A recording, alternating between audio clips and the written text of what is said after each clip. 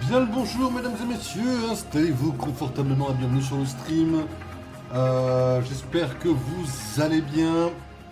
Merde, hop, ça commence bien. Bon, j'espère que vous allez bien mesdames et messieurs, on se retrouve pour un nouveau stream qui a pris 1h30 de préparation, voilà, pour un truc qui ne servira même pas aujourd'hui, voilà. Enfin, il y a un truc qui servira aujourd'hui qui sera pas mal.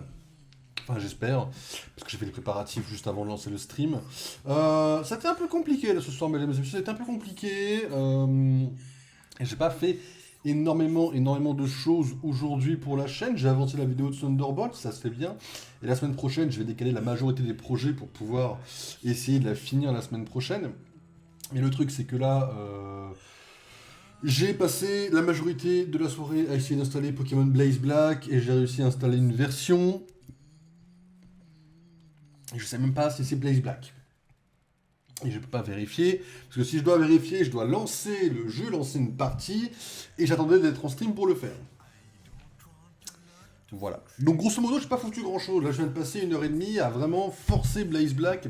Tout ça pour ne même pas le lancer aujourd'hui, parce que j'ai pas de scène pour ça, et qu'en plus demain, on tournera un petit peu plus autour de Pokémon et de Marvel Rivals. Parce que là, aujourd'hui, à la base, j'étais assez chaud pour relancer Marvel Rivals. Le problème, c'est que là, niveau temps, ça va commencer à être un peu compliqué par rapport à ce que j'ai prévu de faire. Donc aujourd'hui, le programme est très simple. On fait enfin cette tier list dont je vous parle depuis 120 ans, par rapport à Person of Interest, pour que je puisse vous parler un petit peu de la série, etc. Et faire un petit top de personnages, bien évidemment. Comme toute série qui se termine. Rookie, je sais pas si on le fera, parce que Rookie, c'est quand même 8 saisons. C'est un peu une série, genre comme Mentalist, c'est très long, il y a beaucoup de personnages qui sont très secondaires. Je ne sais pas si on fera une tier list sur Rookie. D'ailleurs, j'ai pas repris la série depuis très longtemps, parce que là, actuellement, comme Croco est en stream sur LoL, du coup, je le mets en fond plutôt que Rookie en ce moment. En plus, c'est cool, ça m'a manqué d'avoir du Croco en fond, donc c'est plutôt cool. Donc voilà, donc Person of Interest a été fini depuis le temps, on peut dire. Donc voilà, après Person of Interest, on va faire du LoL en 2 parties. La première partie, ça va être de l'outil d'entraînement, histoire qu'on arrive à avoir un temps que je jugerai suffisant. Et pour le coup, je vais regarder un peu sur internet vite fait si je peux avoir une indication en full clear. C'est-à-dire que je veux un full clear qui atteigne un temps qui soit OK tiers pour un rang. N'importe quel rang, on regardera un peu sur internet comment ça se passera. Et une fois que j'aurai ça, on essaiera une partie avec un jungler, pour commencer. Je ne sais pas encore qui. Honnêtement, je sais que j'aurai sûrement Evelyn et Nasus dans mon pool, mais on verra. Ça, on le verra au moment où on va lancer le jeu, on verra tous les junglers qu'il y aura, et par rapport au type de personnage, je vous dirai si on le garde ou si on le garde pas. L'idéal, si mes souvenirs sont plutôt bons, c'est d'avoir 5 persos dans le pool, voire 4 ou 5, d'avoir un rôle secondaire et d'avoir au moins un perso par lane, si mes souvenirs sont plus ou moins corrects. Donc l'entraînement en ZQSD, etc., etc. L'entraînement Pokémon, j'attends une chose, mesdames et messieurs, et je pense que vous pouvez plus ou moins vous douter de ce que ça va être, qui arrivera normalement, probablement ce mois-ci, mais je ne peux pas vous le promettre.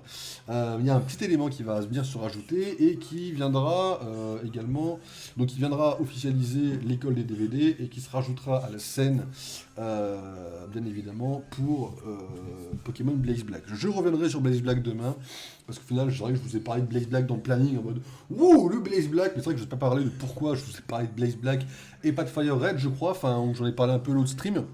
Mais on officialise. Bah si, on a fait les règles aussi, je vous ai officialisé ça. Donc on va lancer, je vous rappelle, on lance Blaze Black à la place de Fire Red. On commence le Maralogue dans le mauvais sens. Parce que j'ai envie de commencer par un jeu qui me motive, majoritairement. Et parce que c'est plus facile, et parce que j'en ai un peu marre de Fire Red, etc. etc. de la génération, etc. Et que j'ai Monsieur Chap qui m'a saoulé, c'est dans un abus de langage, vous l'avez, comme 90% de ma façon de parler, mais qui m'a envoyé 30 000 photos de noir et blanc, du coup ça m'a trop donné envie de jouer au jeu, et donc voilà, pas de Minecraft aujourd'hui, pas de Marvel Rivals, et la majorité des trucs Pokémon on les fera demain, si j'ai le temps d'installer le truc pour la Switch, on essaiera de ravancer un petit peu le Pokédex sur Écarlate et Violet également. Ça fait quelque temps qu'on l'a pas repris. Voilà, mais l'école des DVD commencera quand j'aurai la Pomi de Pokémon, qui arrivera probablement dans 2 semaines. Donc, après League of Legends, on relance Lego City. Enfin, ça fait déjà trop longtemps qu'on n'a pas lancé Lego City par rapport à la sortie de Lego Batman. Après Lego Batman, je vais pas vous mentir, là actuellement en l'état des lieux, je ne peux pas le streamer. Voilà, par rapport au truc minimum, je peux le tenir. Par rapport au truc recommandé, je n'ai pas assez de RAM. Donc streamer en plus de Lego Batman, ça va être compliqué. Là actuellement, en l'état des choses, je ne peux pas trop vous streamer Lego Batman, et comme vous le savez ou peut-être pas, Les RAMs, c'est compliqué en ce moment, donc ça va être un peu compliqué de streamer Lego Batman, mais voilà, peut-être que d'ici là, on aura soit une baisse de RAM, soit on pourra retrouver d'ici là. Enfin, je vous tiendrai à peu près au courant par rapport au RAM, comment ça peut se passer. Si c'est pas streamable, et bah tant pis, on le streamera pas, on passera directement. Je crois que c'est Final Fantasy, si mes souvenirs sont bons, après Lego. Donc on passera directement à Final Fantasy Réunion, je crois, celui à 20 €, celui dont j'ai le plus peur. En vérité, par rapport à tous les Final Fantasy, c'est le seul dont j'ai peur pas qu'il tourne pas. Il va tourner. Le Réunion, étant donné que c'est un jeu mobile, si mes souvenirs sont bons, il tournera sans trop de problème. Non, le problème, c'est que c'est un jeu où il y a plein de persos que je connais pas. Et moi, ce qui m'intéressait par rapport au Final Fantasy, c'est surtout l'histoire et les personnages, et pas trop le gameplay, parce que le gameplay, j'ai beaucoup râlé sur le premier, quoi. Malgré qu'il est fini assez haut. Hein. Mais voilà. Donc, mesdames et messieurs, Lego City. Et si on a le temps, s'il n'est pas trop tard, on finira par du Baldur's pour finir sur un truc full chill. Mais là, mesdames et messieurs, on va commencer par une tier list. Ça fait très longtemps qu'on n'a pas fait de tier list entière, en soi. Enfin, ça fait pas méga longtemps. Hop, ça fait pas méga longtemps, mais ça fait... Ça a quand même son petit bout de chemin, quand même. On n'a pas lancé ça depuis quelques temps. Alors, je vais vous parler un petit peu vite fait de la série, bien sûr, ne vous inquiétez pas, je ne vais pas vous laisser tomber. Vous pouvez faire, si vous êtes en direct sur Twitch, vous pouvez faire point d'exclamation TL pour avoir accès au lien qui vous amènera du coup sur cette tier list, qui n'a pas été créé par moi, celle-là je l'ai prise sur internet. Je vais vous mettre un petit bout de musique Pokémon en fond, bien sûr. On n'est pas des animaux ici, hop, je vais vous mettre ça. Alors attendez, je crois qu'il faut que je mette le son du bureau quand c'est comme ça. Ah bah non, je suis con, j'ai un son pour la TL. Casque, voilà mesdames et messieurs. Donc, Person of Interest. Alors, faut savoir une chose, la raison majoritaire pour laquelle j'ai lancé cette série, c'est que je commençais à avoir de plus en plus d'édits TikTok de cette série, comme quoi c'était une des meilleures séries du monde, etc. Et j'en avais déjà entendu beaucoup parler de cette série. C'était une série à base d'IA, qui date de 2011 à peu près. Donc c'est une plutôt vieille série, il paraît qu'elle était très visionnaire sur ce qu'est devenu le monde, etc. Et là, avec la montée de l'IA dans nos vies un peu de tous les jours, la série a refait un petit peu surface sur mon fil TikTok. Et j'avoue que dans cette série, on a des acteurs, surtout un. Évidemment, je sais pas le nom qui me vient sur la langue. Michael Emerson, merci, qui a joué majoritairement dans Lost, mais que j'ai également moi vu dans Arrow, et qui a fait quelques petits trucs à côté. Je crois qu'il a fait Au nom de la rose, il a fait une série qui s'appelle Le nom de la rose. C'est un acteur que j'aime bien, donc j'ai pas vu dans beaucoup de trucs. Dans les films, j'ai pu voir dans rien en termes de films. Après, en termes de films, il s'est arrêté. Bon, oui, ok, j'ai vu Batman The Return. Bon. Ah oui, si, mais si, je suis con, il a fait Saw aussi. Il est que dans le premier. Bizarre un peu. Et en termes de télévision, bah, des fois, voilà, il fait des petits personnages, des fois vous le voyez, des fois non. Des fois, c'est un personnage un peu très secondaire. Voilà. Il est dans Fallout. Ah bah oui, il fait le mec qu'elle décapite. J'ai toujours pas fini la saison 1, hein, mais voilà, c'est vrai qu'il fait le mec que la fille décapite. Et il fait, voilà, donc il fait Au nom de la rose. Il a fait un perso dans Arrow, il apparaît que dans la saison 6. Person of Interest, et il a fait Lost. Il est connu majoritairement pour Lost, je suppose, même si son rôle de Person of Interest est incroyable. Person of Interest, mesdames et messieurs, grosso modo, c'est une série qui a 5 saisons, disponible sur Prime Video en ce moment, qui est une super série. Et donc, on va suivre majoritairement 2 personnages. On suit majoritairement... Alors, est-ce que je les vois ici de tête Évidemment, quand je les cherche, voilà. On a ici... Je sais plus leur nom. Merde. Harold Fincher, qui s'appelle Finch ou Harry, pardon, qui vous voyez. Et nous avons John Reese, qui est... c'est pareil, au moment où je le cherche, je le vois pas, évidemment, hein, pour aller se faire foutre. Je ne déconne pas que je le vois pas. Où est John? On est sérieux, là?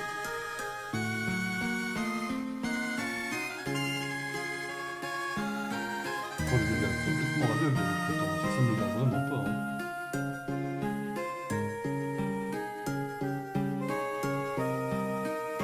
Ah bah il est là.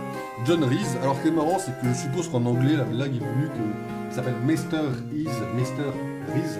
Donc Mr. Reese, je suppose que c'est plus ou moins volontaire, vu que le but c'est qu'il soit très secret. Le grosso modo, le but c'est que lui il a créé une IA qui se développe au fil des 5 saisons, qui devient de plus en plus humaine, on va dire, entre guillemets, et l'IA devient dangereuse. Alors j'ai mis attention au spoil, on va pas mal spoiler, mais grosso modo il a créé une IA, il va s'attacher à l'IA, etc. Il y a toute une relation, et lui, grosso modo, c'est le bras armé qui va être chargé de... Vous voyez, tout ce qui est tuerie, massacre, alors au début, c'est justement, il y a un développement avec ça, et ça dure 5 saisons. Ça, c'est tous les personnages qui se reviennent au fur et à mesure. En vrai de vrai, on va renommer les catégories parce que je sais pas les catégories. Le GOAT, le ou la GOAT. Les meilleurs persos.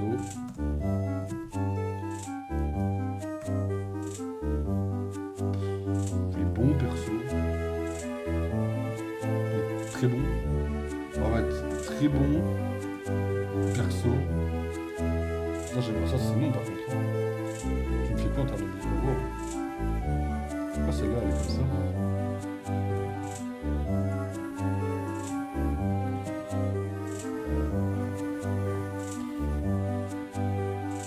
J'aime pas cette mise en scène en fait. Enfin cette mise en page est tu peux annuler ça? Ah ouais, c'est dégueulasse là, d'accord. C'est bugué peut-être. Très bon perso correct.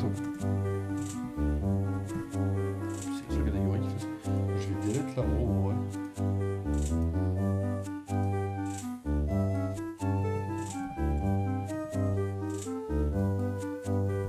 Les persos corrects.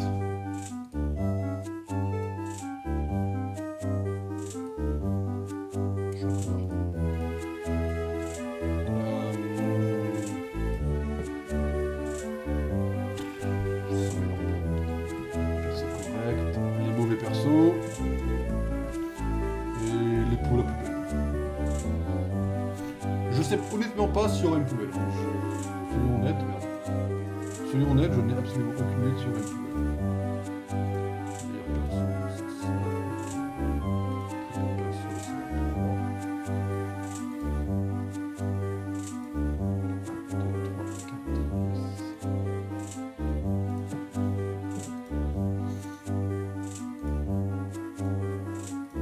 Voilà, donc là voilà, on a nos catégories. Alors mesdames et messieurs, on va commencer doucement.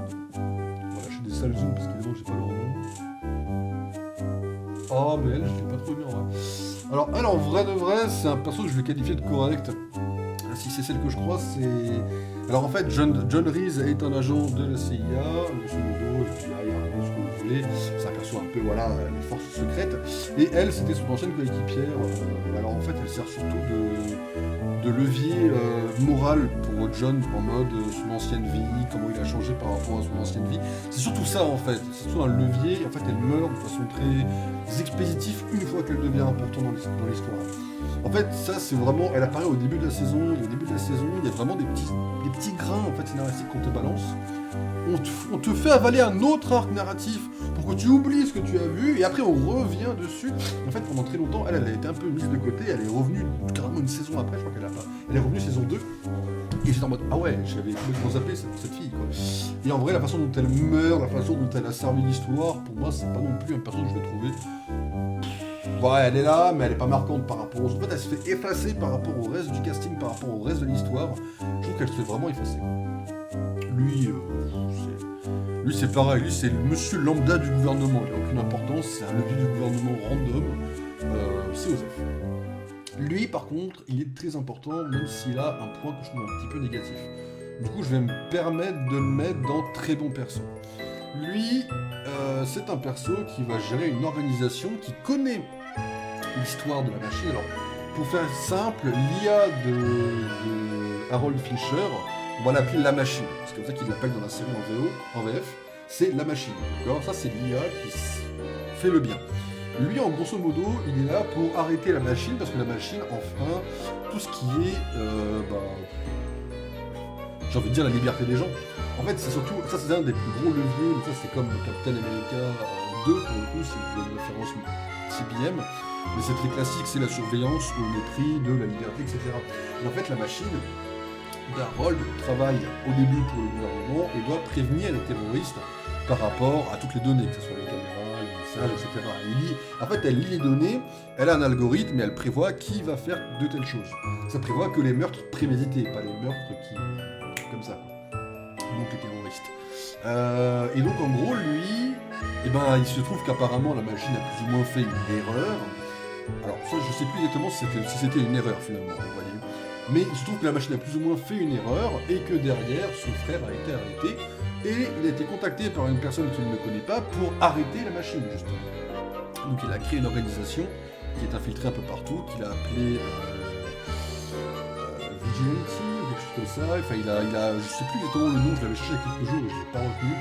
J'ai pas retenu le nom, mais j'ai retenu qu'en fait, ce personnage-là, il a un petit défaut et il y a plein de personnes qui ont le même si lui, ça joue un peu, il aurait pu monter dans le meilleur perso, mais en fait, Person of Interest a une façon de révéler ses personnages qui est extrêmement répétée dans l'histoire, et moi, j'adore cette façon de le faire, et je le fais de temps en temps, sûrement dans le SEO.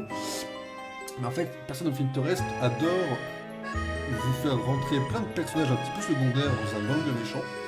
Et en fait, le patron est souvent quelqu'un de long. En fait, c'était un de ses sbires. Genre, ils ont dû le faire 3-4 fois. Genre, en fait, t'as un perso qui travaille pour un méchant. En fait, le méchant, c'est le perso en question. Mais genre, il est secret, il est caché. Et en fait, lui, c'est le cas. Lui, en fait, on te vend le patron, etc. Et en fait, lui, depuis le début, il est dans l'histoire en train de jouer un espèce d'assistant en fond. En fait, il apparaît comme méchant. Et ça, ils l'ont fait plusieurs fois. Et on reviendra sur les persos avec qui ils ont fait ça, etc. Bien sûr. Mais du coup, c'est un bon perso parce qu'en fait, la personne qui l'a aidé à trouver la machine, c'est quelqu'un qui voulait créer une espèce d'opposition à la machine pour pouvoir contrôler la dite opposition, et etc. En fait, c'est lui, mais lui, on va en reparler. En fait, il a créé une fausse opposition à la machine pour pouvoir essayer de la détruire, mais en contrôlant cette opposition pour créer sa propre machine à lui. C'est pas mal. Lui, en fait, c'est un pion, et c'est très malin d'avoir fait monter en pression un personnage pour dire, en fait, ce personnage-là, s'il a été jusque-là, c'est qu'un autre lui a permis, en fait. Et juste avant de vriller sur notre machine, ça c'est autre chose. Alors lui, les DRH. En vrai, le patron de la DRH, je sais pas trop quoi en faire, en fait. Je suis un peu perplexe, le patron. Je pense que je vais le mettre dans très bon perso, et qui...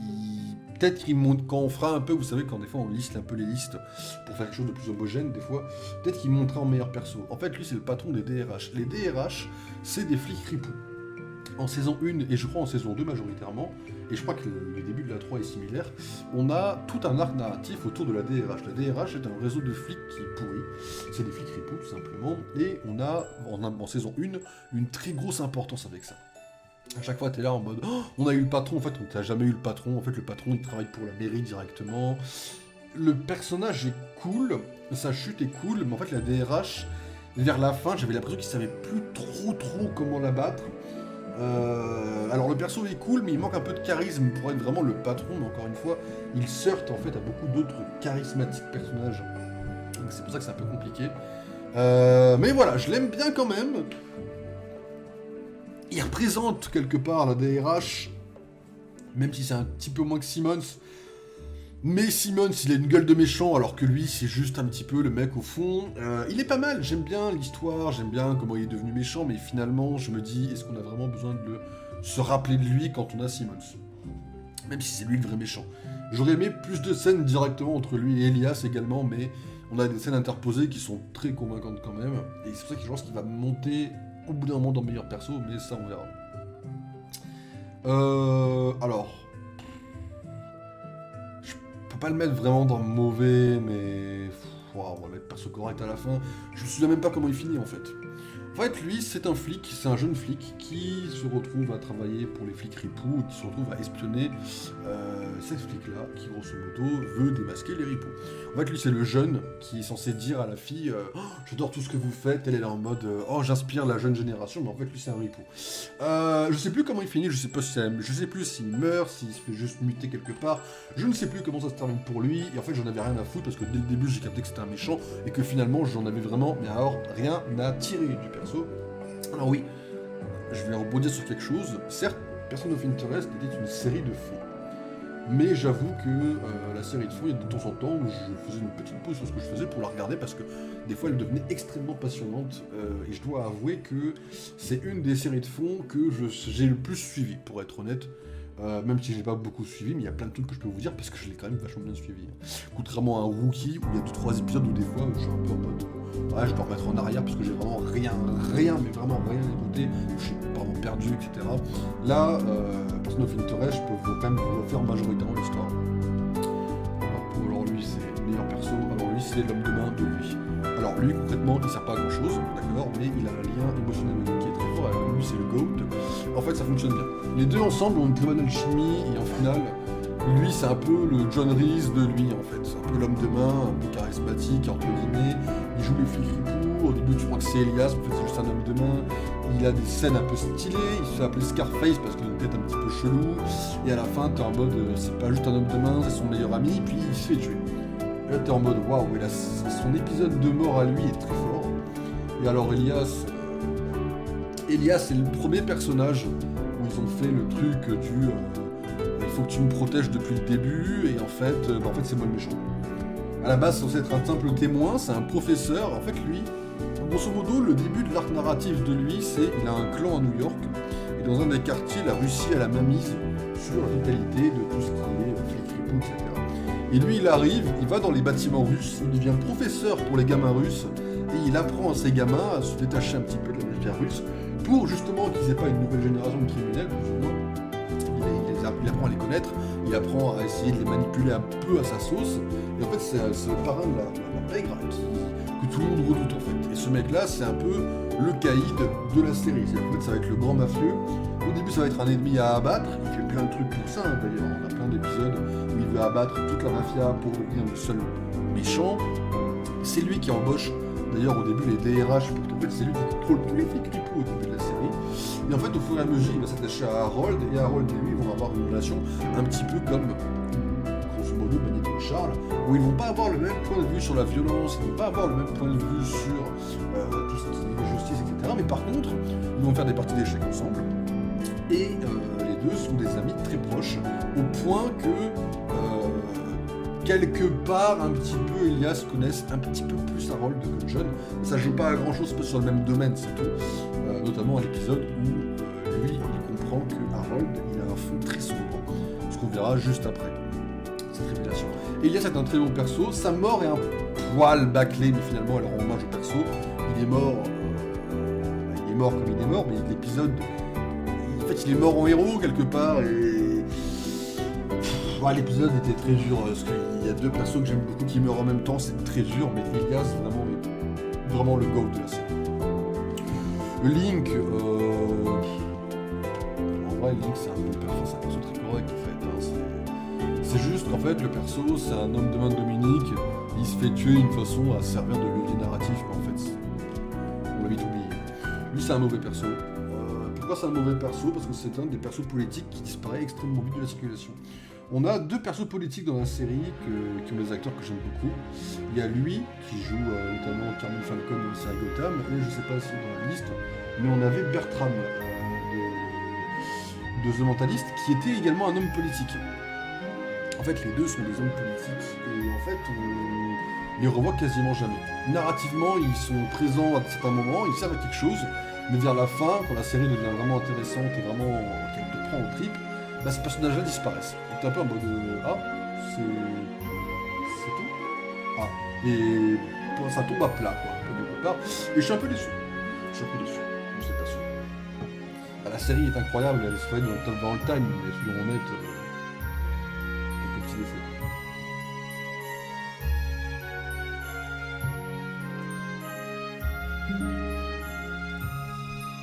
Je sais pas, ça va partir sur un petit Google Lens, hein.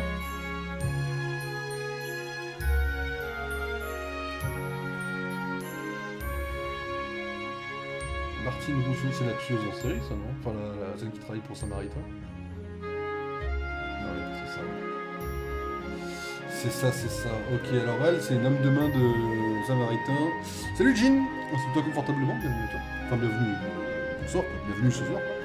Ouais, alors elle travaille pour Samaritain. Alors Samaritain, c'est un peu particulier. En fait, Samaritain, c'est la machine. Donc la machine, c'est l'IA, je vous rappelle.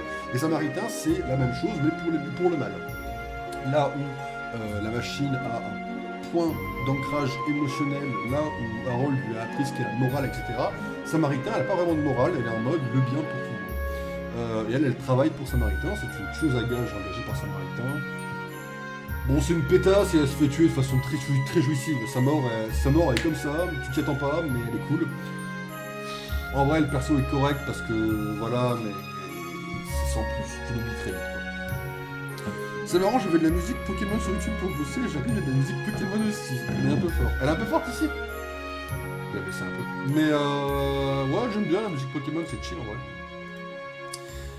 Alors, lui, c'est John Greer. Alors, John Greer, c'est le méchant principal de la série, quasiment. Je peux me permettre de le mettre là. C'est pas le GOAT, il dépassera jamais Elias, soyons honnêtes. Mais, John Greer est cool. Alors, John Greer est vieux, donc oui, déjà il est charismatique. Et surtout, il apparaît quasiment dès la saison 1. En fait, dès le début de la série, tu comprends qu'en fait, c'est un perso qui agit beaucoup dans l'ombre. Il me semble, au début, ils essaient de te le vendre un peu comme un perso qui pourrait travailler pour les Chinois. Donc vraiment c'est les limites du gouvernement, grosso modo, on essaie de te prendre comme ça. Et il est un peu partout, mais tu sais jamais trop. Au début il a pas l'air trop inquiétant. Alors notamment il a engagé elle. Il est un peu en mode. Bah moi mon but c'est d'essayer de guérir le monde, hein, ça on te voit quand même dès le début. Mais au début, on essaie plus ou moins de faire croire qu'il est avec les Chinois. Il l'a sauvé. Hein. Il l'a sauvé parce qu'au début, il y a une sorte de trahison. En fait, je vous avoue que la série, là, je vous service, c'est plus pour ceux qui ont vu la série, mais au début, il y a une sorte de trahison, grosso modo. Il a essayé de la sauver, il l'a sauvée, et il a essayé de la corrompre quelque part. Quelque part, il a légèrement réussi, au passage, mais voilà, grosso modo, lui, son but, c'est même pas de détruire la machine, c'est d'obéir à Samaritain. Le Samaritain, c'est la machine élite. Donc, c'est le méchant principal, c'est le Harold machiavélique. Voilà. Et il est cool parce que quelque part, c'est un personnage qui n'est pas vraiment méchant. C'est un peu une espèce de version de Magneto, dans le sens où il n'est pas foncièrement méchant. Il a sa version à lui, en fait, c'est chaque histoire, chacun est son héros, grosso modo. Mais t'as envie de te dire c'est un peu un ripou qui mérite une seule claque, mais quelque part il a sa logique à lui qui fonctionne bien. Mais j'avoue que j'ai un peu de mal de la façon dont il meurt. En fait, il se suicide à moitié, il veut tuer Harold avec lui. J'ai pas trop compris pourquoi. J'avoue, ça m'a un peu choqué. Mais bon, charismatique, porte la série, très bon méchant. Il apparaît plein de fois en saison 1, plein de fois en saison 2 et beaucoup en saison 3. Et là en saison 4, t'es en mode, mais en fait c'est le méchant depuis le début. Et en fait au début il y a plein de méchants pour te mener petit à petit, c'est là que tu comprends qu'au fur et à mesure c'est lui le méchant.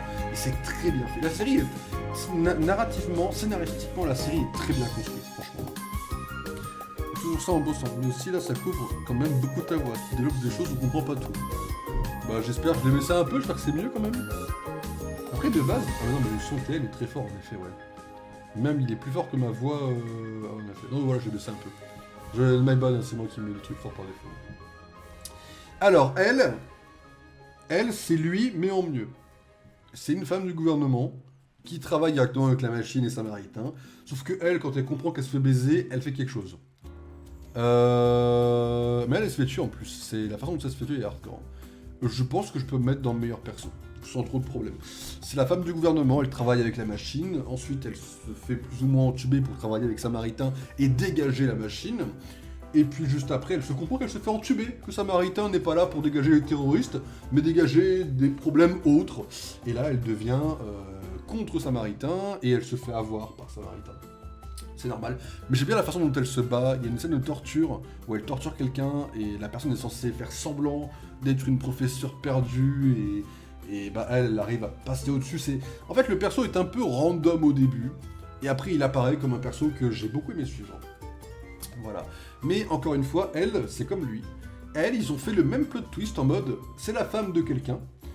Alors c'est compliqué, mais on reviendra dessus. C'est la femme de quelqu'un, mais en fait, non, c'est pas sa femme à lui, c'est une méchante. Et genre, c'est pareil, ils te l'ont introduit comme une perso, mais en fait, non, hop, plot twist, on est une autre. Ils l'ont fait beaucoup de fois, alors ça fonctionne sur moi. Moi, je suis le genre de personne qui aime ce genre de plot twist en mode ah bah tiens, non, c'est pas lui, c'en est un autre. Moi, j'adore ça, je kiffe ce genre de reveal. Et la série est plein de ça, et ça fonctionne sur moi. Qu'est-ce que vous voulez que je vous dise? C'est nickel, bah nickel. Je te rends mauvais jeu de mots. Allez, c'est parti, ça va repartir sur un prime écran. Qu'est-ce que... Des fois, je me souviens pas de la tête des gens. À croire que ça me marque pas. Et les persos, ils sont beaucoup moins marquants que d'autres, faut dire la vérité.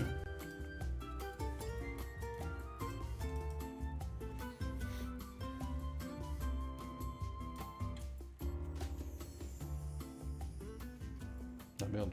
Ah ouais, ça fait une telle différence quand je zoome et quand je zoome pas, sa mère. C'est un gamin en plus, c'est un minot le mec. Je me souviens pas du minot, non.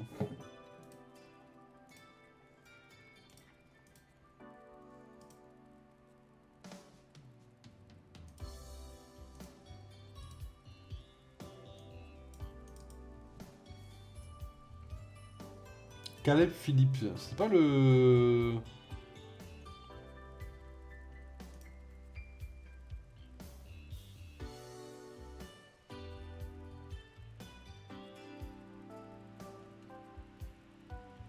Oh, je sais que c'est un gamin, ok, je vois qui c'est, mais franchement, il est... On va mettre un truc en dessous, on va appeler ça perso oubliable, parce que là, pour le coup... C'est pas des persos mauvais, c'est juste... Ah, c'est dur, hein, mais c'est très oubliable, quoi. Alors lui, je sais que... Enfin, c'est un agent de sécurité à la con, enfin c'est un flic à la con, enfin c'est pareil, c'est oubliable sur 20, un peu moins que lui, c'est tout. Alors lui, c'est le premier love interest de cette flic-là. Alors, censé être un flic qui est plus ou moins en recherche de vérité et qui se fait tuer par les fameux DRH. Franchement, c'est un levier narratif pour te faire croire, te faire comprendre, faire basculer un perso en fait dans une direction. C'est... Ouais, c'est pareil que ça en fait. Juste que j'aime pas sa tête, quoi.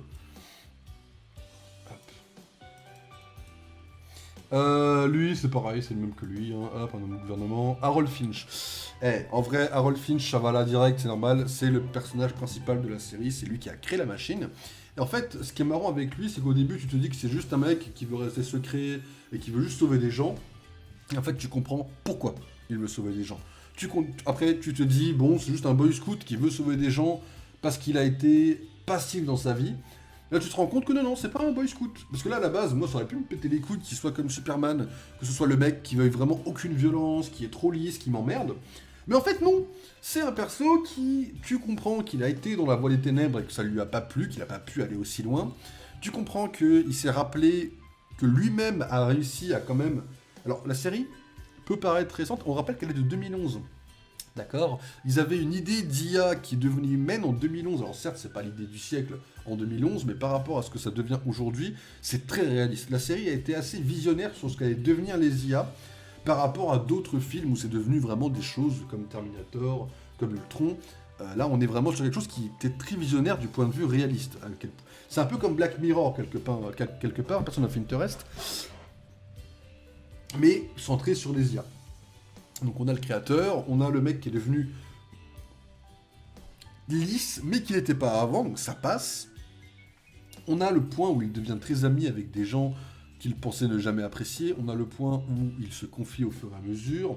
On apprend des choses sur sa vie. La série, en fait, c'est vraiment son histoire à lui, majoritairement, beaucoup plus qu'à d'autres, d'accord ? C'est surtout son histoire à lui et à quel point il se lie avec la machine. C'est parfait, c'est amené très fluidement, à tel point que... Les dilemmes moraux que tu as fonctionnent vraiment. La série dure 5 saisons, donc on n'a pas le temps de trop tourner en boucle, c'est ça qui est bien. Mais franchement, parfait. Le jour où je la reverrai activement, c'est-à-dire le jour... En fait, quand je regarde une série passivement, c'est que je fais quelque chose derrière.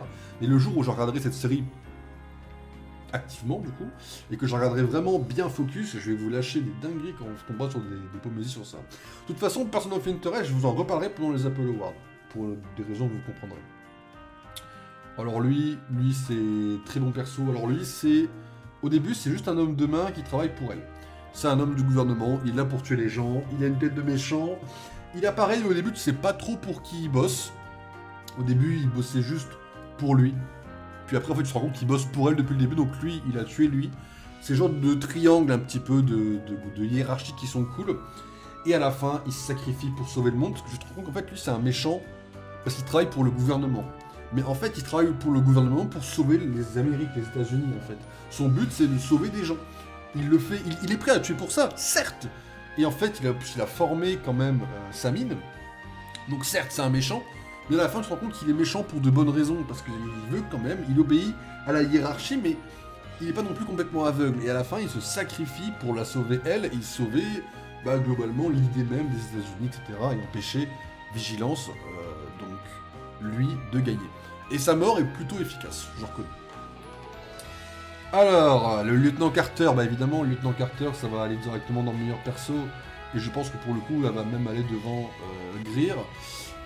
Le lieutenant Carter, c'est le flic en saison 1 qui va découvrir John tardivement. En gros, c'est une flic qui veut arrêter John.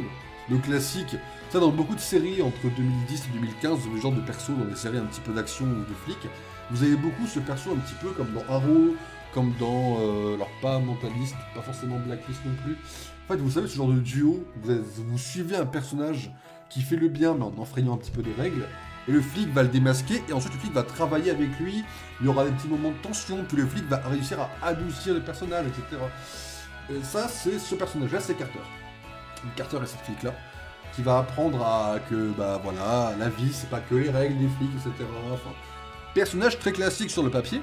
Ce qui la rend intéressante, c'est qu'en fait, le personnage, très fluidement, sans forcer scénaristiquement, va s'investir du côté de Harold, va s'investir, en fait, du côté de John. Et en fait, là, c'est une des rares romances qui n'est pas forcée. C'est-à-dire que dans la majorité des romances que vous allez voir au cinéma ou dans des séries, ça va être forcé entre deux personnages. La romance entre Carter et John est très fluide. Ça vient, comme ça. Comme ça. Tu t'y attends pas. Quand ils s'embrassent, t'es en mode... Ah en fait oui, depuis le début ça aurait dû être logique. Et puis après, 30 minutes après, elle meurt. C'est excellent ça. Et après, elle se fait venger par lui, et c'est là que lui se devient un goat. Salut Nick. C'est là que c'est bien, installe-toi confortablement. J'espère que ça va.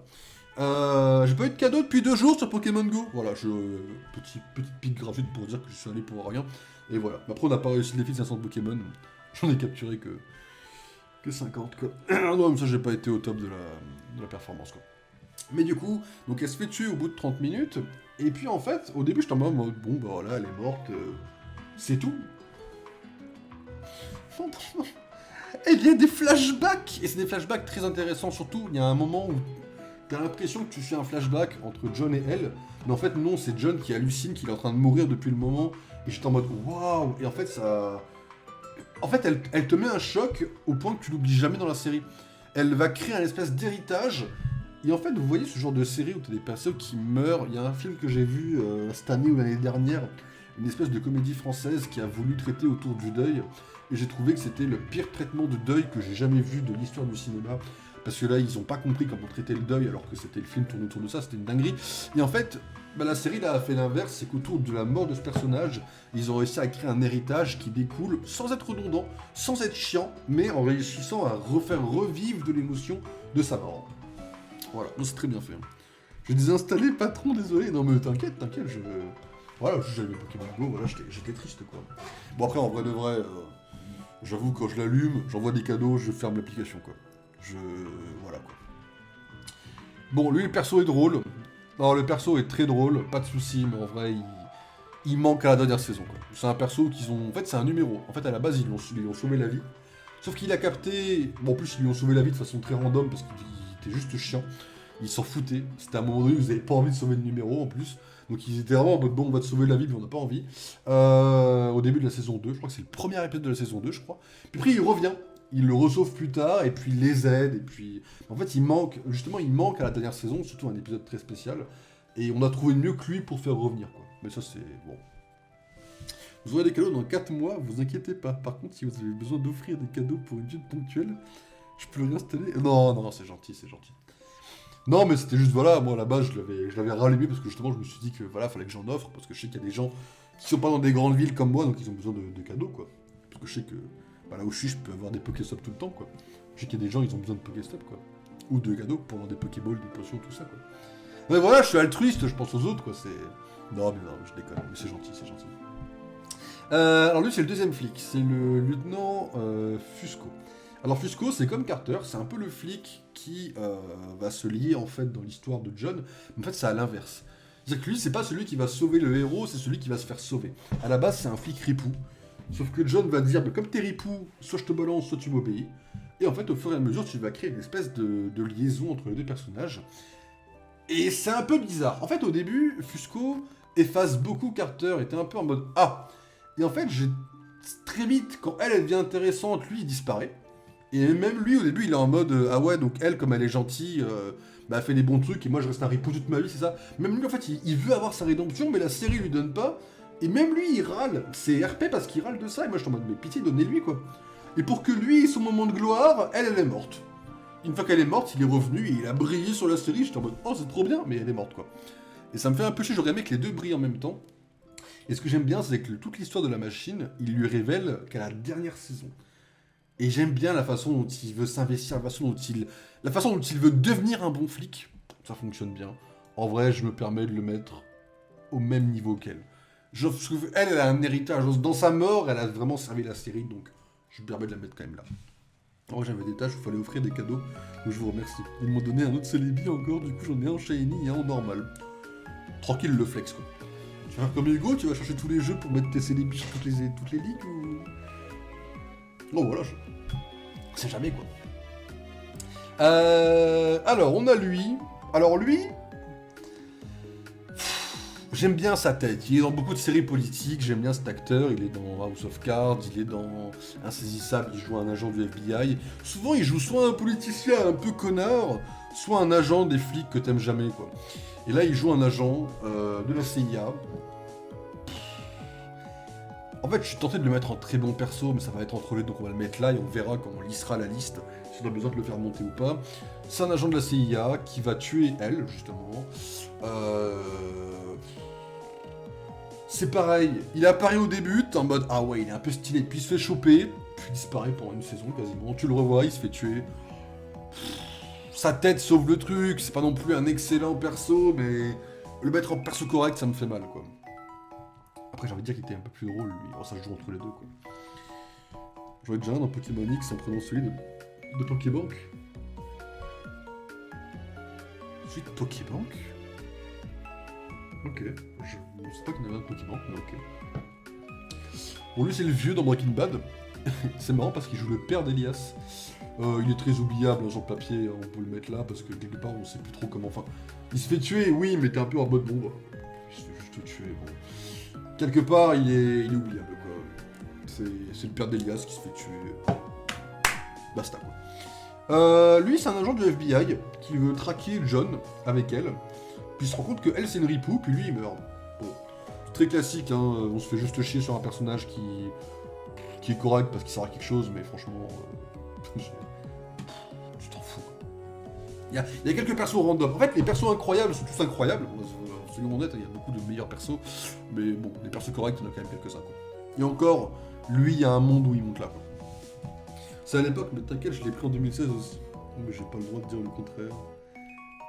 Ah oui, bah vu que je viens de passer 2 heures à installer Pokémon Blaze Black, je vais pas trouver ma gueule. Hein. Parce que j'ai évidemment l'émulateur, j'ai évidemment la cartouche officielle, je l'ai prêté à Hugo d'ailleurs, la cartouche officielle, c'est la mienne qui là, je lui prête quelque temps, c'est normal, ne vous inquiétez pas. Alors, le lieutenant Simmons, alors lui c'est, on va dire, le vrai patron des DRH, parce qu'au final, lui on le voit très peu dans la série concrètement, alors que lui on le voit tout le temps. En fait, c'est lui la main droite en fait du patron, mais on voit que lui, on voit pas beaucoup le patron lui-même. Donc du coup, quelque part, quand tu penses au DRH, tu penses surtout à lui, surtout que c'est lui qui a tué Carter. Donc ça fonctionne. Et lui, oh, sa mort à lui. Oh mon dieu, mais Elias, mais Elias, lui là, vous verrez pas meilleur perso dans la série. Hein. Mais il est cool. Il reste cool, c'est un flic, un ripou, qui a une voix en VF de connard en plus, qui a une tête de connard, qui agit comme un connard, qui menace des gosses, on peut le dire, oui, on peut dire qu'il menace des gosses. C'est... Vraiment, c'est oui, hein, en tant que connard absolu, il va aller là, quoi. Oh, franchement, c'est oui.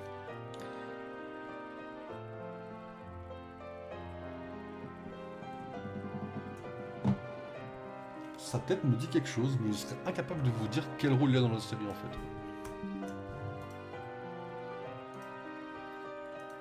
Il est quelle heure? Il est 1h, on va essayer d'accélérer un peu. Pour partir sur LoL après. Faut choisir le jungler d'abord après. Peter Yugorov. T'es un mafieux toi, non? T'es pas un vieux mafieux random de saison 3? Is Karl... Ah non, c'est le mafieux de la Russie. Ah oui, celui qui veut tuer Elias. C'est le méchant russe de la saison 1. Oubliable de fou. Pardon, hein, mon frérot, je t'aime bien, mais t'es random. Alors elle, je l'aime bien pour ce qu'elle apporte à l'histoire, mais en vrai, c'est pas un très bon perso en soi. Mais elle a tellement une importance scénaristique. Elle, c'est l'ex-femme de John, qui se fait tuer par son mari violent. En fait, John est un militaire. Il va à l'aéroport, il sait qu'elle est avec un mari qui est un peu un connard, quoi. Mais il doit partir parce qu'il a une mission à faire. Donc soit il reste, il la sauve et c'est ok, ou alors il part à sa mission, il obéit à sa hiérarchie et il la laisse là et il prend un risque. Il a pris le risque, elle est morte.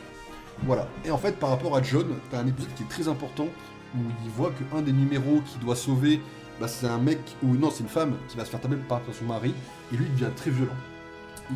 Il pète un câble, il repense à sa femme. T'as un épisode centré là-dessus qui est très émouvant, qui est très bien fait. Et en fait, elle est pas importante, on la voit très peu dans la série, mais l'importance qu'elle a par rapport à l'histoire de John est magique. Voilà, ouais, voilà. Alors, bon, lui, on l'a vu, c'est un perso qui apparaît dans beaucoup de trucs. C'est le père de Bruce Wayne dans Joker. Il apparaît dans Lost aussi. Il y a beaucoup de persos entre Lost et... De toute façon, entre 2005 et 2015, ils partagent beaucoup d'acteurs entre toutes les séries. Hein. Vous regardez toutes les séries entre 2005 et 2015, vous verrez plein de têtes passer d'un truc à l'autre, vous dire « Ah, mais j'ai déjà vu quelque part !» Oui, oui.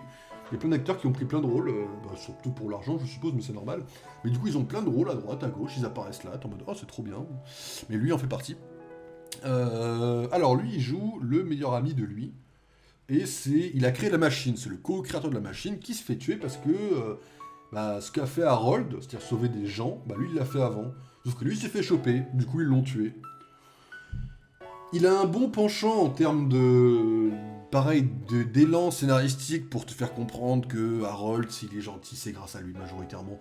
T'as plein de blabla, grosso modo c'est pas non plus le perso le plus intéressant, mais il a une importance historique très importante.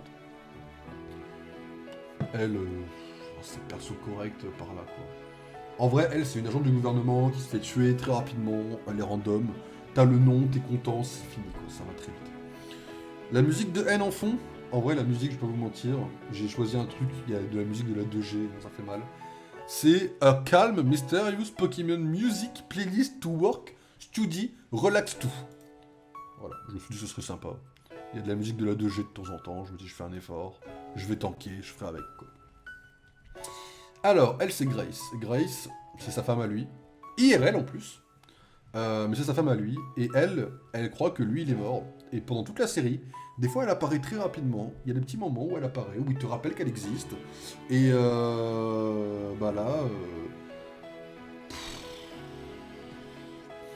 c'est pas qu'elle est pas importante, c'est juste que c'est très frustrant qu'elle ne sache pas que son mari est en vie, quoi. Genre, c'est vraiment mystérieux tout le long. Et c'est peut-être un poil trop insisté. Du coup, elle manque quelque chose. Genre, je la mettrai là, quoi. Elle est bien, mais elle manque à la série. Lui, je sais qui c'est, mais bon... C'est le créateur, le Samaritain, grosso modo. Je crois que celle-là est dans la 5G. Ah bah après, on a bien avancé, là, sur la musique. Hein. Là, je crois que c'est 5G aussi, ça. Ah non, c'est le National Park, je confonds avec la musique de Méranville. Mais oui, là on était... alors attends, on en est où là 41 minutes.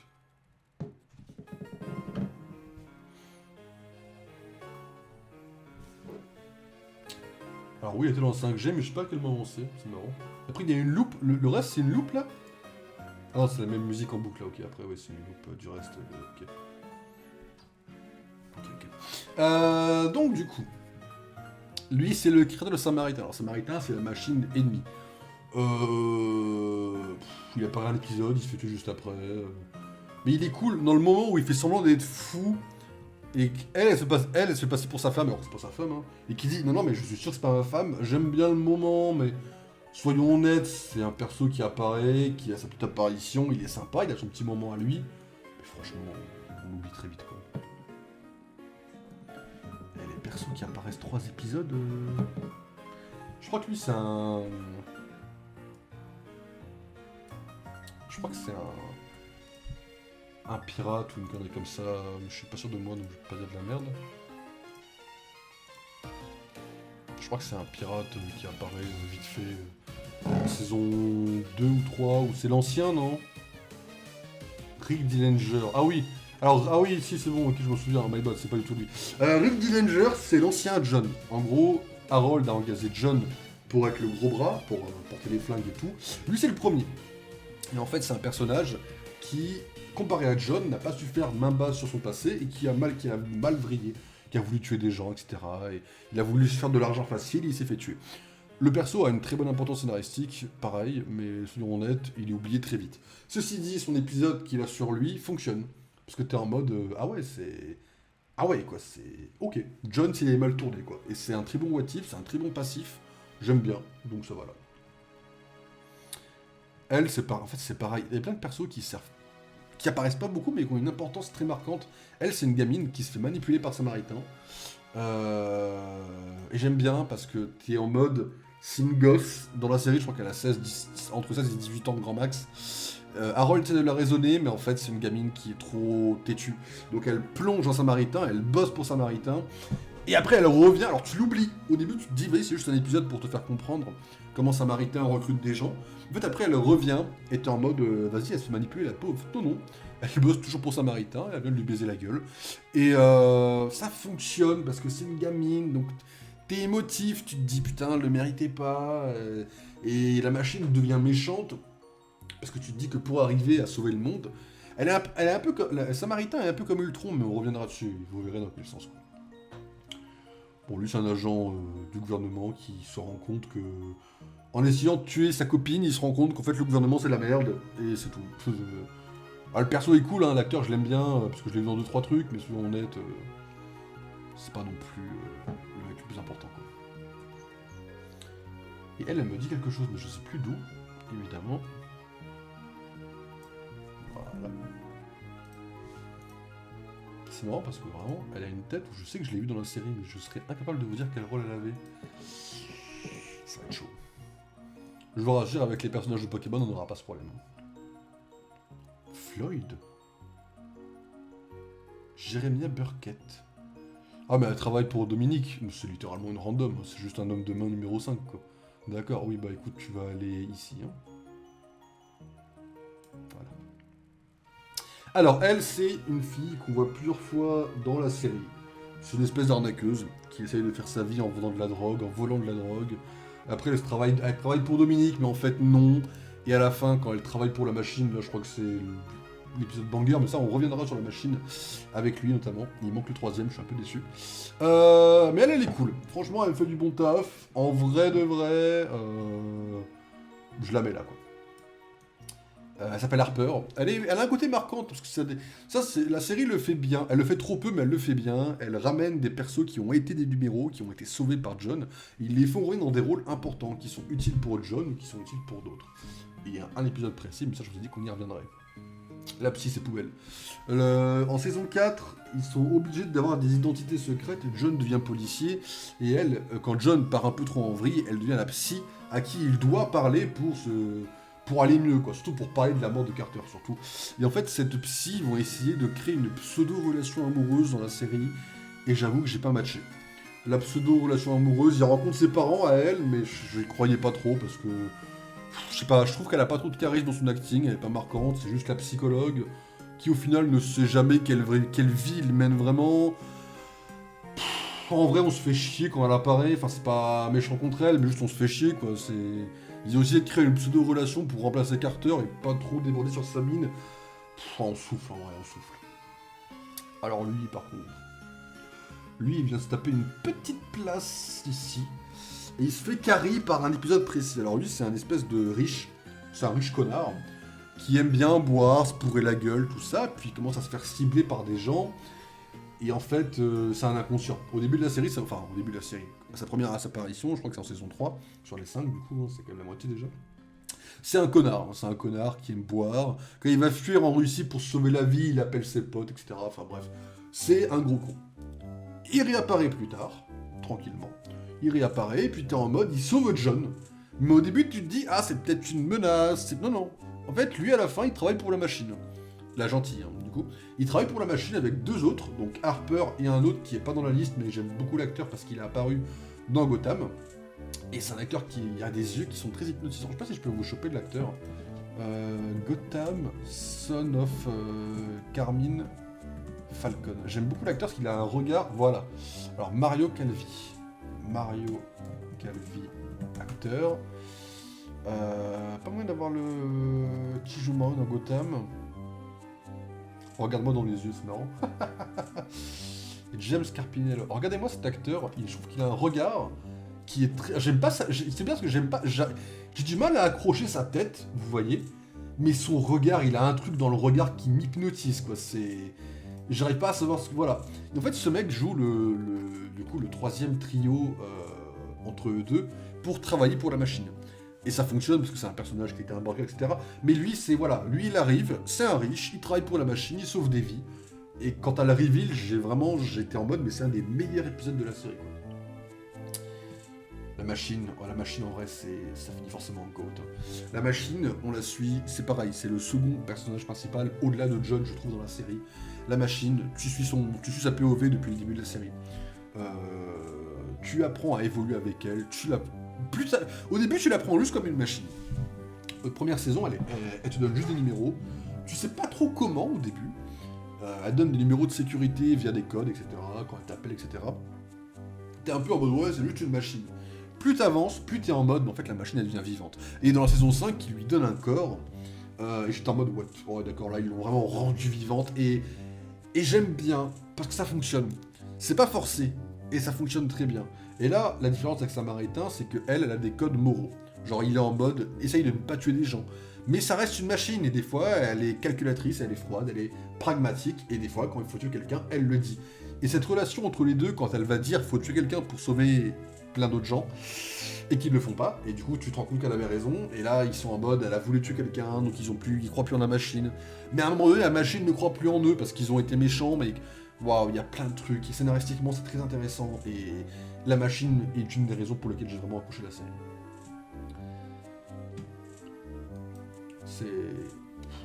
C'est comme...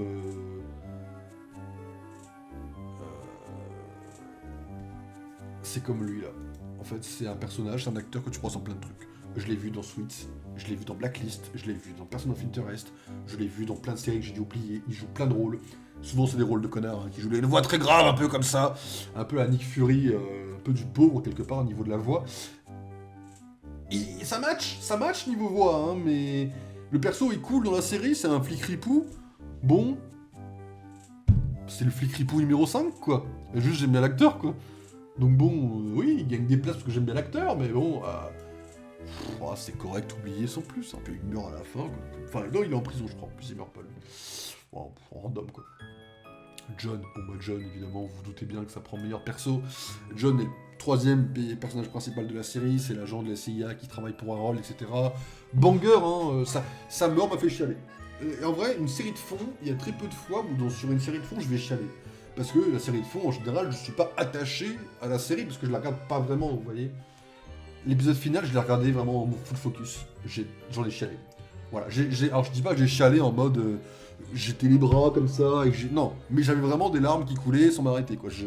Sa mort, je ne l'ai pas vu venir. Enfin, c'est pas que tu la vois pas venir, c'est que quand tu la comprends, t'es en mode, ah putain, connard, et c'est celui qui va se sacrifier, quoi. C'est un peu comme dans Avengers Endgame, et... ça fonctionne. Et du coup, j'ai chialé. Et du coup, je me suis attaché au perso. Et du coup, je me suis rendu compte que le perso allait me manquer, quoi. Voilà. Et donc, du coup, ça fonctionne. Le perso a une évolution, toute sa relation avec les autres. En fait, la majorité des personnages fonctionnent, en tout cas le groupe principal fonctionne parce qu'ils évoluent ensemble. Ils évoluent à travers leurs relations. Donc tu te prends au jeu, quand ils s'inquiètent les uns pour les autres, tu te dis oh putain, en fait au fond ils s'inquiètent, et que tu le comprends et que ça évolue comme ça. Et waouh, c'est. Puis il a un charisme, c'est le charisme de l'agent de la CIA, quoi, classique. Enfin, en vrai, Root, ça va finir en GOAT, hein. Mais Root, au début, j'ai eu du mal avec Root parce que Root est joué par la femme qui joue la sœur de Louis Litt dans Suits. C'est compliqué de faire le lien entre les deux personnages sans voir l'autre, en plus. Donc, autant vous dire que c'était un peu compliqué au début. Je suis cru aujourd'hui, donc je vais me coucher, je pense. Bonne nuit, vas-y, repose-toi bien, Mick. Merci d'être passé. Bonne nuit à toi, repose-toi bien. Après la semaine que t'as eue sur vu que la semaine de la rentrée, je me doute. Vas-y, repose-toi bien, ça doit être passé. Et donc Root, en fait, au début, passe par une méchante. Alors, on a une première apparition de Root qui n'a jamais été trop expliquée, où elle passe pour une hackeuse qui arrive à forcer les gens à faire ce qu'elle veut, et après, tu te rends compte qu'elle veut choper la machine, non pas pour la détruire, mais pour travailler pour la machine.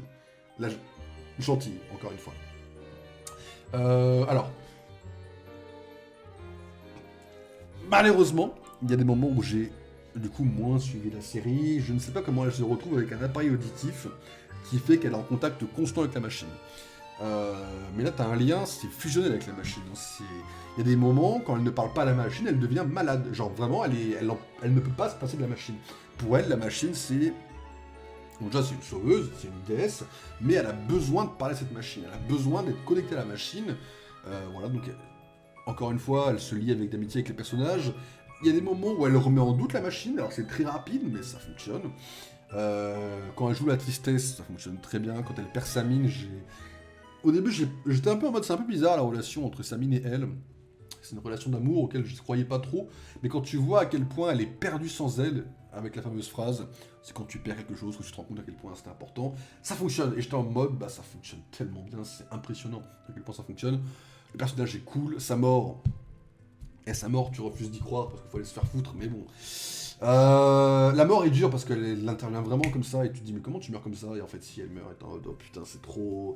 C'est ravageur, mais elle meurt dans le même épisode que lui, c'est une mort en duo, c'est dur. C'est très dur. Samaritain, Samaritain prend meilleur perso ici. Samaritain c'est Ultron. C'est-à-dire qu'en gros Samaritain c'est une machine.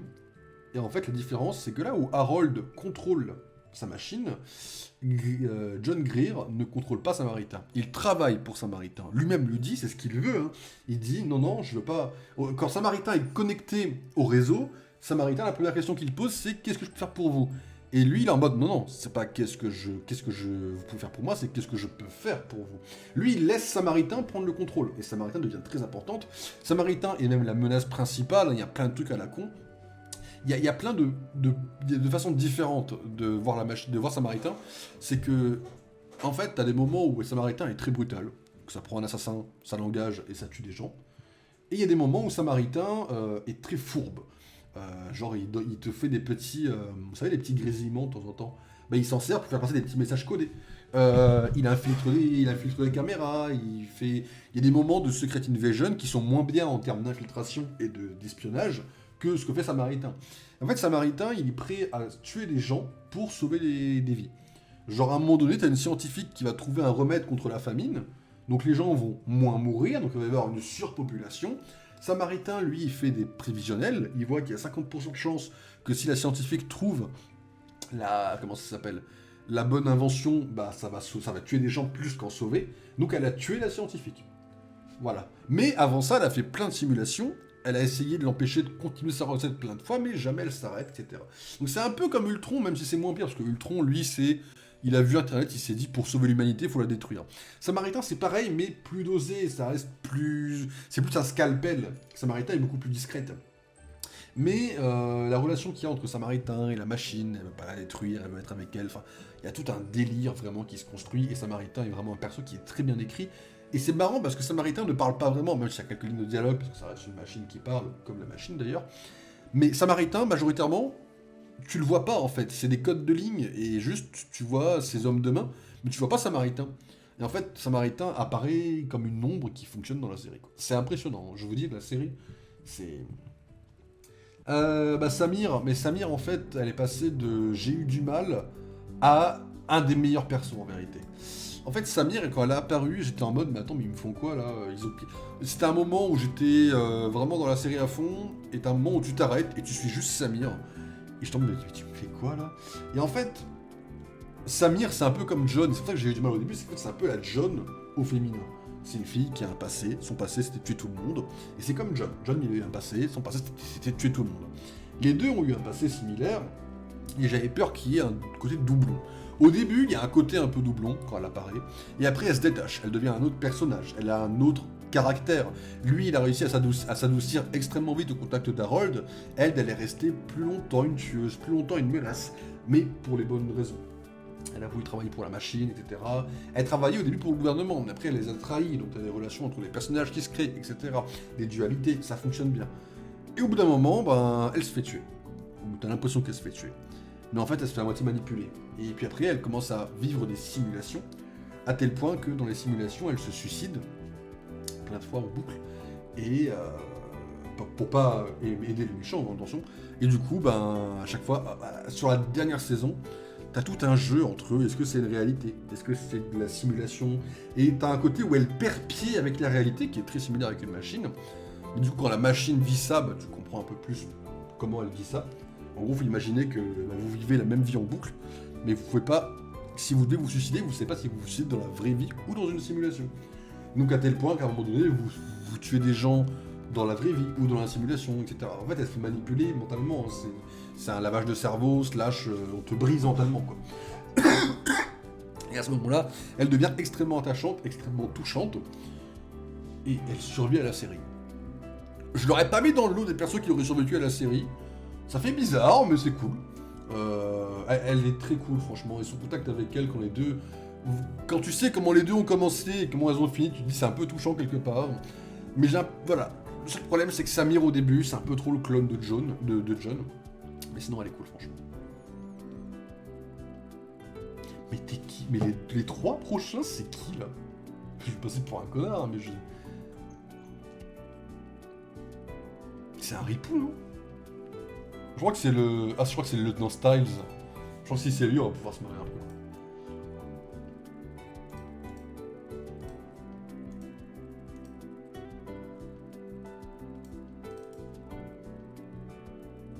Ouais. Alors lui, c'est un flic ripou. En vrai, il va dans le perso correct parce que scénaristiquement, il est important, mais... En fait, c'est un flic ripou qui se fait tuer dès le premier épisode. Sauf qu'en fait, John garde sa plaque, et du coup, il se fait passer pour le lieutenant Styles tout le temps. Genre, voilà. C'est marrant, vite fait. Je crois que t'es en mode Styles. Bon. Alors lui, je crois que c'est le fils de Carter. En termes d'importance, il disparaît très vite dans la série. Donc je vais me permettre un petit oubliable sur 20, quoi. Toi, mon frérot, je ne sais pas qui t'es, mais c'est pareil, t'es oubliable sur 20, hein, on va pas se mentir.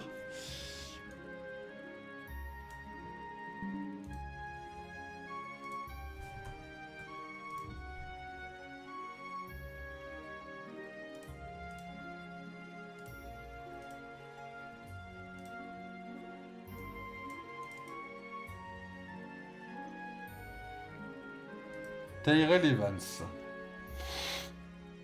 Ah, il travaille à la CIA avec lui, quoi. Mais c'est un random de plus, c'est très grave, hein. Alors elle,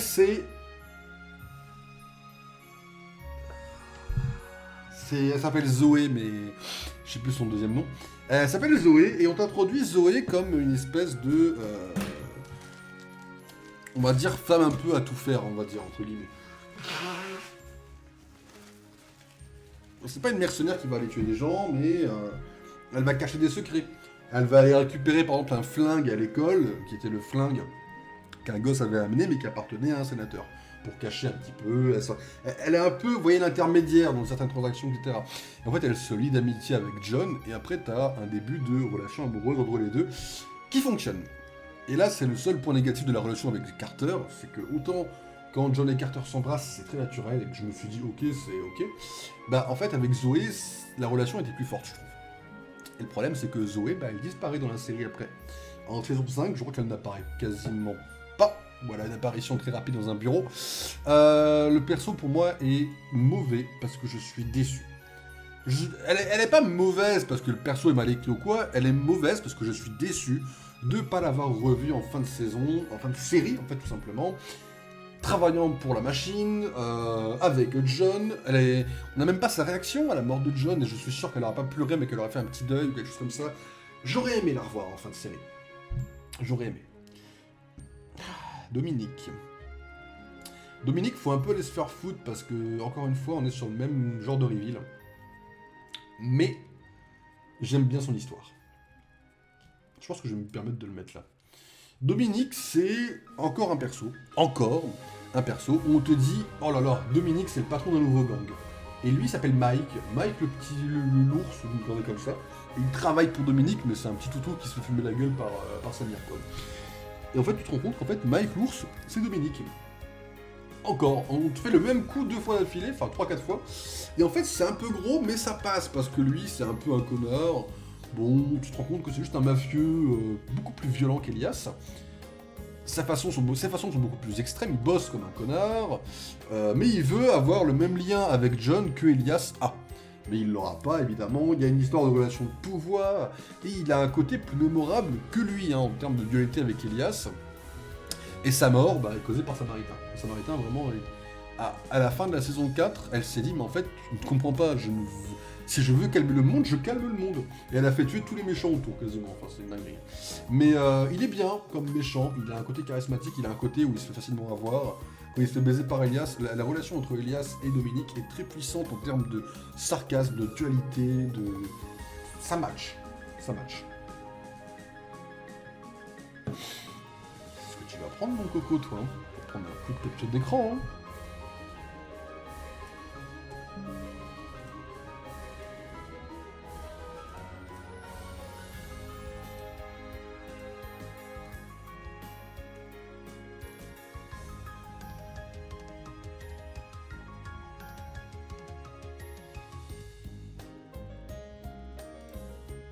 Daniel Cassé.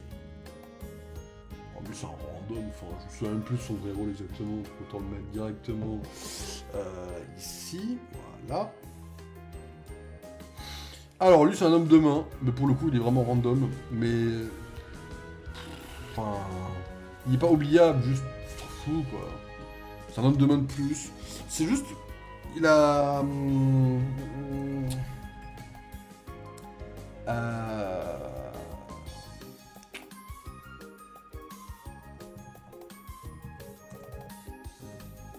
Voilà.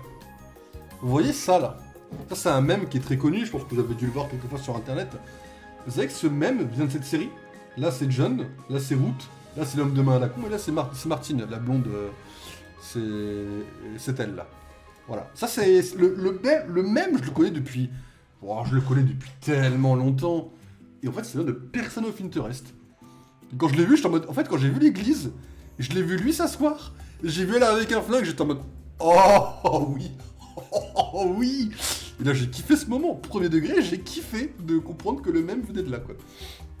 Alors du coup c'est... Voilà. Bon, merci à eux de faire le même quoi. Ah, le chien en vrai de vrai, je suis désolé, mais le chien il va tellement là. Désolé hein, mais le chien s'appelle Balou. Au début c'est un chien, il obéit... Le chien obéit que en néerlandais. Déjà, à la base, il fallait se faire foutre de partir de ce postulat-là. Et en fait, au début, le chien, il travaille... c'est un chien de compagnie pour lui, en termes de protection et tout. Et au début, lui, il est en mode, non, mais je veux pas trop du chien. Puis après, il le nourrit. Il se balade, il s'inquiète. Et en vrai, je l'adore. La relation entre Balou et lui en saison 2, elle est incroyable. Genre, le chien, il... C'est sous-côté, le chien. Puis... En vrai, le perso est correct, mais ils ont voulu faire un truc à la con. En fait, lui, c'est un ancien assassin. Donc, il y a longtemps, il a tué quelqu'un. La machine, à un moment donné, elle perd les pédales, elle donne son numéro à lui, ou quoi, ça va être un assassin, puis ils se rendent compte qu'il était rangé. Sauf qu'au moment où ils annulent en disant que c'était un faux numéro parce que la machine était à péter un câble, en fait, lui, il va travailler pour Samaritain. Et en fait, il est un assassin aux ordres de Samaritain. Quand tu te rends compte qu'en fait, il y a une discussion à un moment donné avec Ruth, mais qui finalement ne sert pas trop à grand chose.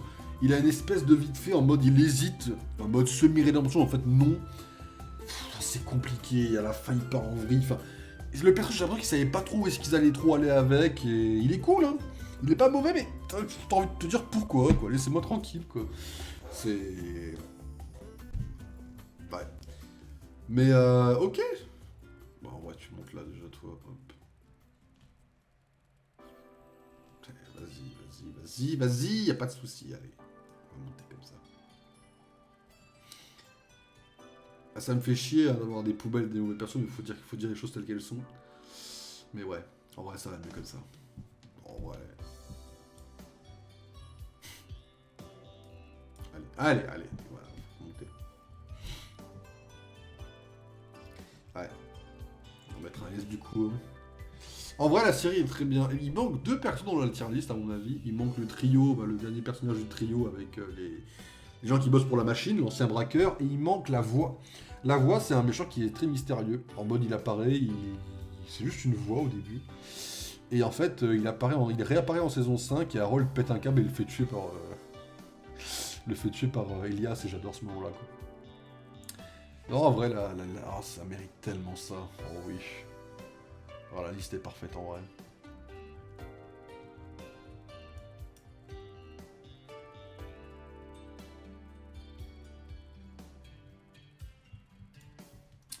Allez, allez, allez, voilà, on ne touche plus, on ne touche plus. Mais la série, vraiment, je vous la conseille. Bon, après, là, si vous avez suivi la série, vous êtes spoilé de fou. Hein, mais... Franchement, à découvrir la série, elle est incroyable. Et c'est une des séries... Alors, je dis pas que c'est le genre de série, voilà, dans ma vie, j'ai jamais vu mieux ou quoi. C'est juste... Voilà, top 20 des séries of all time. J'ai mis Person of Interest parce que pour moi... Alors, elle est pas très haute parce que c'est vrai que... Et encore là, quand j'y repense, j'ai envie de la mettre au-dessus de Demon Slayer. Mais voilà, il y a des séries que j'ai préférées. Oui, je préférais Loki, oui, je préférais Severance, oui, je préférais Liar Game, oui, je préférais... Voilà. Il y a des séries que j'ai... Quoique, Day of Chacal, peut-être que Person of Interest passera devant. Mais oui, il y a des séries dont je suis complètement gaga. Mais Person of Interest est une des meilleures séries que j'ai pu voir quand même. Et au moment où je la verrai et que j'annoncerai pour de bon, je pourrais juger si ça mérite en effet un top dans le time, mais là j'y repense tout le temps dans cette série. La série quelque part me manque un petit peu, alors que c'est juste une série de fond, hein, je ne l'ai même pas regardée, l'effet qu'elle m'a fait cette série a quelque chose, quelque part d'incroyable. Hein. Faut le mentionner quoi. Mais voilà, mesdames et messieurs. Bon, combien de temps que je fais cette merde là 1h23. Bon, mesdames et messieurs, on va faire une petite pause quelque temps. Moi je vais allumer une page pour chaque personnage en jungle de League of Legends, et on va choisir un pool de 5 champions, ok? Donc je vous laisse une petite pause, je reviens juste après, et on se retrouve sur ça, ok? Allez, à tout de suite, mesdames et messieurs.